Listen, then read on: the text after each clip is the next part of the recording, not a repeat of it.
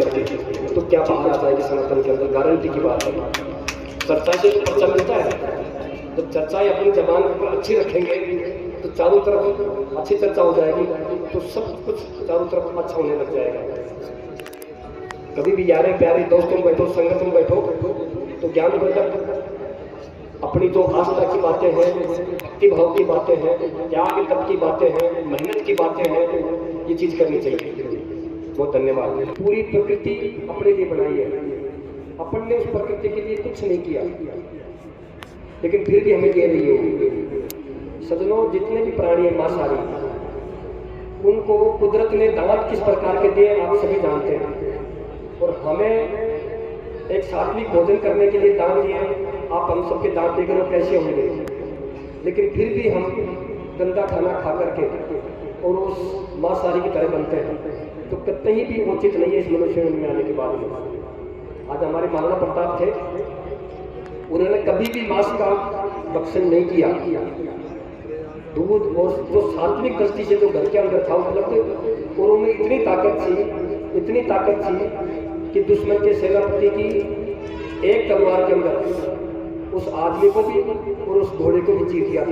एक तलवार के अंदर, एक बार के अंदर, जबकि वो कुछ भी नहीं खाते थे। मतलब जो सात्विक भोजन करते थे, ये दारू अंडा ताकत आती है, मांस खाते हैं, इसे कुछ नहीं होता। ये अपनी एक सोच, एक वृत्ति है जो एकदम नकारात्मक है। बहुत बहुत धन्यवाद। सनातन संस्कार से संस्कारित है। हमारी जबान के ऊपर गाली गलौज अभद्रता बिल्कुल कभी भी नहीं होनी चाहिए, कितने भी आवेश में क्यों नहीं आ जाए।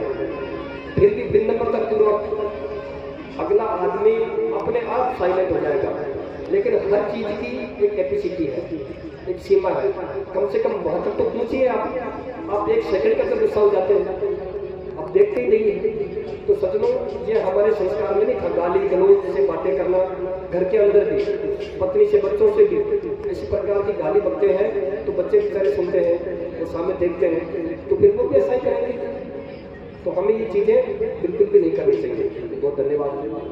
इसे में बच्चों को पीटती हैं, बच्चों को मारती हैं और गाली गलौज कर देती हैं, बाहर भीतर का कोई आदमी नहीं देखती हैं और ऐसा रूप धारण कर लेते हैं, तो कई बेचारे आदमी बहुत दुखी हैं। लेकिन वो ऐसा बहुत कम है, मतलब माइनस में ऐसा है, लेकिन ज़्यादातर आदमी दुखी करते हैं। तो सजनों, ये चीज़ तो बिल्कुल भी नहीं होनी चाहिए। प्लीज़ आप बिल्कुल भी ये भेद स्वरूप म्यूजिक चलाओगे तो आपके जीवन में बहुत सुख शांति आएगी।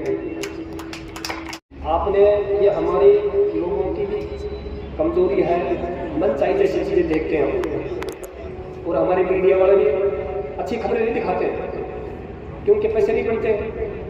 यदि बार बार वो अखबार के अंदर एडवर्टाइजमेंट थे, बार बार थे, हॉस्पिटलों का बर्तान और बहुत लोगों को बीतती है, उनका कोई लेख दे, डेली लेख दे एक फर्स्ट अखबार के अंदर, तो सब ठीक हो सकते हैं। किसी की क्या बीमारी हो रही, कैंसर की, ये सब चीज़ काशी आ गई।